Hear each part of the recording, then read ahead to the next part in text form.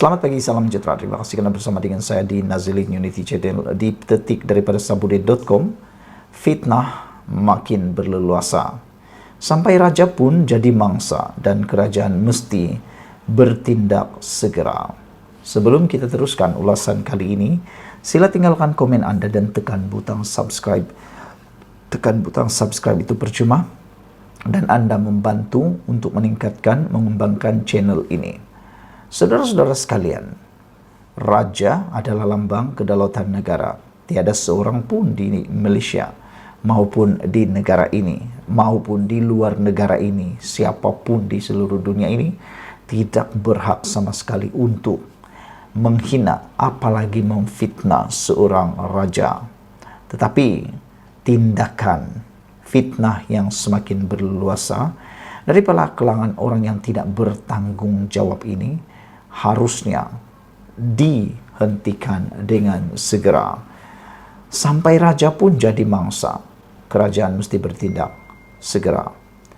Semua kita tentunya setuju bahawa sekarang ini fitnah tumbuh begitu subur, bercambah bersilih ganti dan marak dengan berleluasa sekali.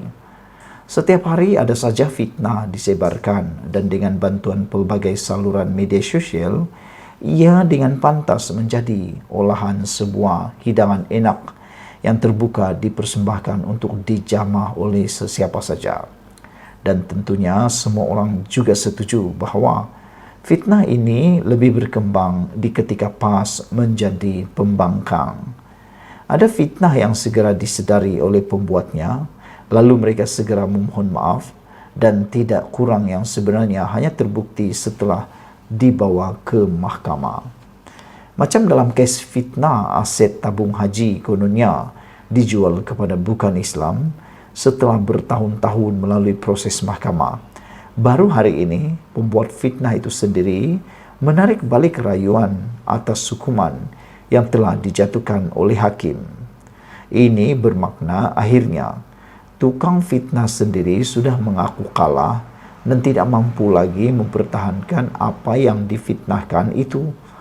Selepas 2018 di mana Pakatan Harapan menjadi kerajaan, ketika itu bermulalah pelbagai jenis fitnah tersebar, terutama berkaitan kepentingan Melayu dan Islam. Semua fitnah itu jika diteliti, dicipta dan disebarkan hanyalah semata-mata untuk memburukkan kerajaan kerana ada DAP di dalamnya.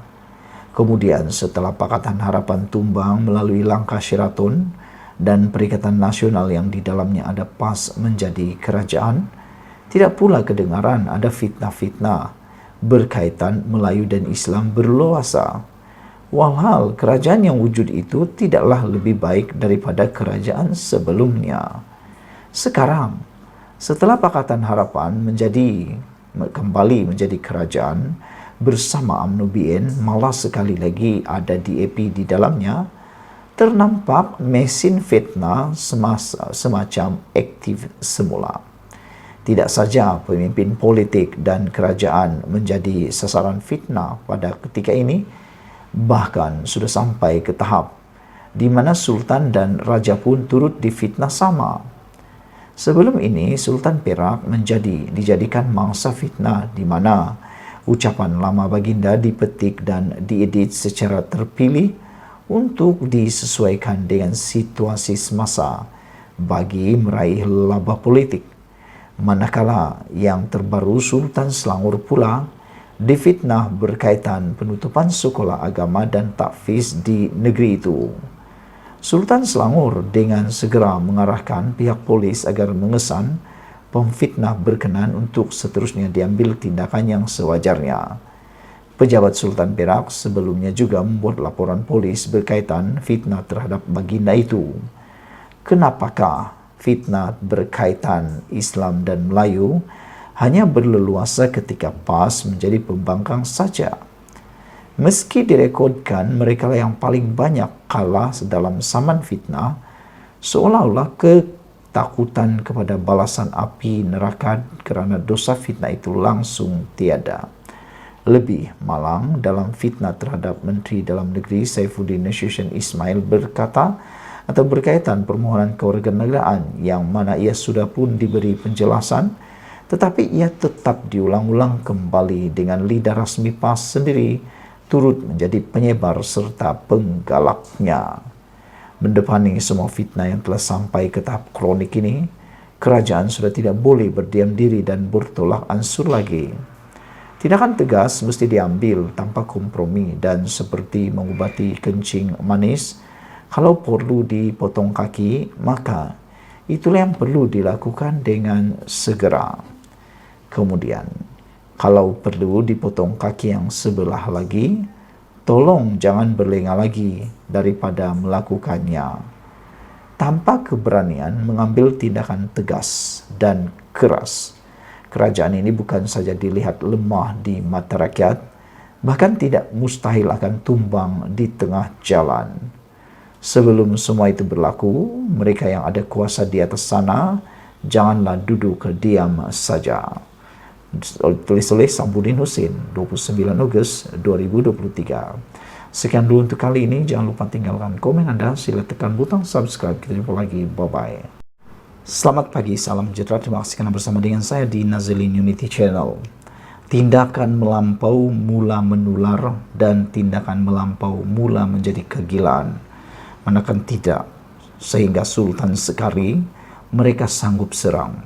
Terkini dipetik daripada Harapan Daily memberikan satu laporan yang mengejutkan seluruh rakyat Malaysia. Lelaki muat naik ugutan terhadap Sultan Selangor.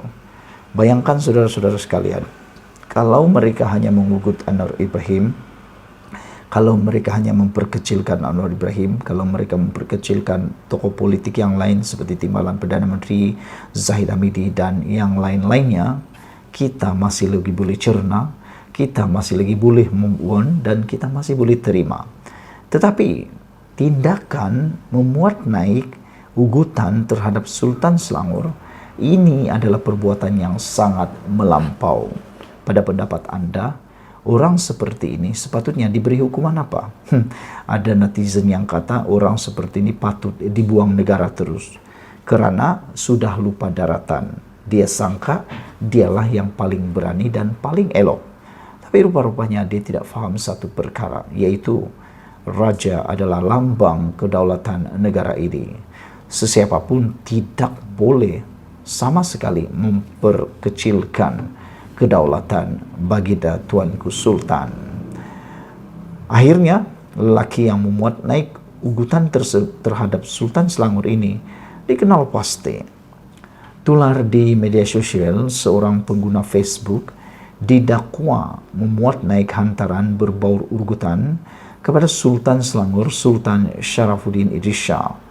Dalam hantaran itu, individu menggunakan nama Iman Mustaqim menyatakan, Sultan yang tidak mampu menjaga agamanya sendiri, eloklah ... sampai ... Apabila kita membacakan ini, saya sendiri pun tak berani sebut.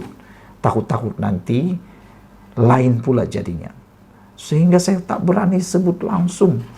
Orang ini pula dengan mudah menulis di ruangan Facebook secara terbuka, menghina, mengugut Sultan Selangor. Bayangkan, Iman Mustaqim yang menggunakan nama itu di Facebook menyatakan, Sultan yang tidak mampu menjaga agamanya sendiri elok dipantut sampai tut, katanya. Individu itu memuat naik hantaran sedemikian dipercayai merujuk kepada titah Sultan Sharafuddin agar pihak polis mengesan kumpulan pemfitnah yang berterusan memfitnah bahawa 200 buah sekolah tahfiz di Selangor telah ditutup. Sultan yang tak mampu menjaga agamanya sendiri eloklah dipantut sampai tut, kata beliau. Pesta keagamaan Bun Odori, dulu siapa yang kita kata boleh sertai? Lepas tu kalau raja dulu-dulu boleh buat khotbah, boleh buat takzirah, boleh jadi imam, raja sekarang jadi apa? Soal beliau. Maaf, raja yang adil, aku ikut, aku hanya menyembah Allah yang satu, kata beliau lagi. Raja yang zalim, aku sanggah, buat apa aku nak takut, tulis penulis Facebook itu. Saya langsung tidak setuju dengan apa yang dikatakan oleh si penjahat ini. Saya menggelarkan orang yang menghina, mengugut Sultan ini sebagai penjahat. Penjahat yang mana? Penjahat yang memalukan negara. Saudara-saudara sekalian, sehingga kini tulisan itu masih belum dipadam. Beberapa pengguna Facebook bagaimanapun telah melapor akaun berkenan kepada pentadbir Facebook. Ruangan komen individu itu juga dipenuhi komen yang menyebut mention Polis Diraja Malaysia PDRM dan Fahmi Fazil selaku Menteri Komunikasi dan Digital. Dari pemerhatian Harapan Daily, individu tersebut sehingga kini masih belum ditahan memandangkan dia baru saja memuat naik hantaran terbaru di Facebook. Semalam, Sultan Selangor bertitah agar pihak polis mengambil tindakan terhadap mana-mana individu yang berterusan melempar fitnah kononnya 200 buah sekolah agama persendirian di Selangor diarah untuk ditutup. Titah baginda tohmahan sedemikian secara tidak langsung merisaukan ibu bapa dan boleh menghakis kepercayaan orang ramai terhadap institusi agama dan pihak berkuasa agama khususnya di negeri ini. Baginda bertitah agar kumpulan pemfitnah segera menghentikan perbuatan khianat dan tidak bertanggung jawab ini. Andai kata mereka meneruskan perbuatan fitnah dan khianat ini, beta mohon pihak polis segera mengesan kumpulan pemfitnah ini dan mengambil tindakan undang-undang terhadap mereka, titah baginda lagi. Semalam disahkan bahawa Sultan Selangor telah menitahkan kepada pihak polis untuk mengesan pemfitnah 200 sekolah tahfiz yang kononnya ditutup. Sultan Selangor, Sultan Sharifuddin Idris Shah bertitah agar pihak polis mengambil tindakan terhadap mana-mana individu jika berterusan melempar fitnah kononnya 200 buah sekolah tahfiz di Selangor diarah untuk tutup. Titah baginda termohon sedemikian secara tidak langsung merisaukan ibu bapa dan boleh menghakiskan kepercayaan orang ramai terhadap institusi agama dan pihak berkuasa agama khususnya di negeri ini, kata Sultan Selangor lagi. Sekian dulu untuk kali ini. Jangan lupa tinggalkan komen Anda, tekan butang subscribe. Kita jumpa lagi. Bye-bye. Selamat pagi, salam sejahtera. Terima kasih karena bersama dengan saya di Nazilin Unity Channel. Saudara-saudara sekalian, ini satu lagi perkara yang tular yang membuatkan kita mulai terfikir sebenarnya apa sudah jadi. Tular satu lagi video yang mana Sanusi anggap dirinya di landasan benar. Jika mati dikira syahid. Video tular ini menyebabkan perdebatan keras di dalam media sosial. Tular kembali video Menteri Besar Kedah Datuk Seri Muhammad Sanusi Maknur yang mengisytiharkan dirinya akan mati sebagai seorang syahid kerana mendakwa beliau berada di atas landasan yang benar. Adun Jeneri itu berkata, beliau sedang berjuang menentang Perdana Menteri Datuk Seri Anwar Ibrahim yang digelarnya sebagai penipu dan pembohong. Saya berjalan atas landasan yang benar. Kalau saya mati, saya syahid, kata Sanusi lagi. Kalau saya menang, saya kongsikan kemenangan ini kerana saya berjaya menumbangkan seorang penipu dan pembohong yang tiba-tiba menjadi Perdana Menteri, kata Sanusi lagi dalam ucapannya yang dikongsi oleh pengguna X. Difahamkan video tersebut merupakan video lama pada Julai lalu ketika Sanusi sedang berucap dalam kempen pilihan raya negeri di 6 negeri. Bagaimanapun klip itu kembali tular sehingga mengundang kecaman pengguna media sosial yang menganggap Sanusi seolah-olah mengambil kerja Tuhan. Mereka turut mempersoal bagaimana Sanusi boleh menganggap dirinya akan mati syahid hanya kerana melawan Anwar yang jelas bukan seorang penentang Islam. Melampau sangat dah Sanusi ini. Mati syahid kalau dalam konteks Sanusi ini seolah-olah dia berperang untuk pertahankan Islam. Dia sebut dalam video ini, dia lawan Anwar Ibrahim. Adakah Anwar Ibrahim menentang Islam? Adakah Islam ditekan di bawah kerajaan Anwar Ibrahim? Soal pengguna X. Saudara-saudara sekalian, sehubungan daripada isu yang panas berkaitan ini juga, Hadi juga telah pun dicabar untuk bubar lembaga pengampunan di 4 negeri PAS. Ini semua gara-gara tindakan Hadi cuba mempersoalkan kuasa lembaga pengampunan. Presiden PAS Tan Sri Abdul Hadi Awang dicabar untuk mengarahkan 4 negeri yang dikuasai PAS menggantung kuasa lembaga pengampunan negeri. Ahli Jawatan Kuasa Pimpinan Amanah Nasional Faizal berkata, kenyataan Abdul Hadi bahawa lembaga pengampunan tidak Islamik dan parti seperti Amanah, DAP dan UMNO menentang pindahan perlembagaan persekutuan supaya hak pengampunan orang bersalah dalam kes jenayah diberi kepada keluarga mangsa sebagai satu kenyataan jahat dan tidak berasas. Ustaz Hadi sendiri tahu bahawa tiada sebarang usul untuk memansuh kuasa pengampunan oleh lembaga pengampunan di Parlimen dibentangkan, dan oleh itu sengaja membangkitkan isu ini untuk memfitnah parti pemerintah atas nama sentimen agama, kata beliau. Bekas ahli Dewan Undangan Negeri Adun Permatang Pasir itu menegaskan bahawa kenyataan Abdul Hadi yang mempertikaikan kuasa Raja-Raja Melayu menunjukkan suatu usaha untuk merungkai perlembagaan. Ustaz Hadi sendiri sedar bahawa lembaga pengampunan adalah kuasa yang diberikan kepada Yang di-Pertuan Agong bagi kesalahan yang dilakukan di wilayah persekutuan dan kepada Sultan atau Raja bagi negeri Baginda. Maksudnya, Kelantan, Terengganu, PAS dan Kedah, Perlis dan Kedah yang memegang 2/3 majoriti sepatutnya membuat satu usul di DUN masing-masing menggesa peruntukan perkara 42 perlembagaan persekutuan yang memberikan kuasa pengampunan kepada Raja di negeri masing-masing dimansuhkan dan menggantung pelaksanaan kuasa pengampunan tersebut jika PAS jujur dalam perjuangan Islam, kata Faiz lagi.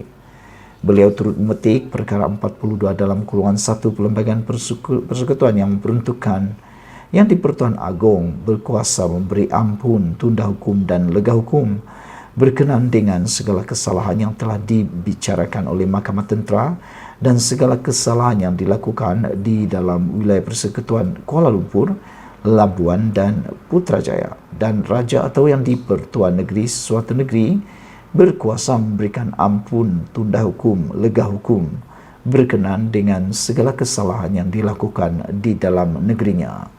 Terdahulu, Abdul Hadi ketika berucap dalam ceramah Perdana Perikatan Nasional di Johor, Markas PAS kawasan Bakri pada 26 Ogos lalu, mempertikaikan kuasa lembaga pengampunan.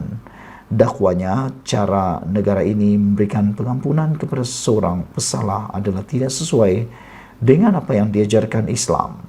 Hadi yang juga ahli Parlimen Marang berkata, pihak yang berhak memberikan pengampunan ialah ahli keluarga seseorang yang menjadi mangsa jenayah, bukannya lembaga pengampunan.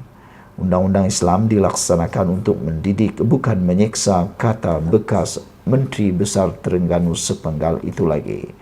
Sekian dulu untuk kali ini. Jangan lupa tinggalkan komen Anda, sila tekan butang subscribe. Kita jumpa lagi. Bye-bye.